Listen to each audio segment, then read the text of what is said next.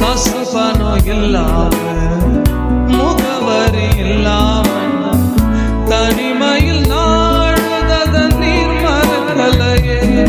நான் உடஞ்சி போய் கிடந்த, நான் ஒருக்கப்பட்டு கிடந்த, என்னை ஒட்டி சேர்க்க நீங்க வந்தத நான் மறுக்கலையே. என் கண்ணீரை நீங்க துடைச்சி விட்டத நான் மறுக்கலையே.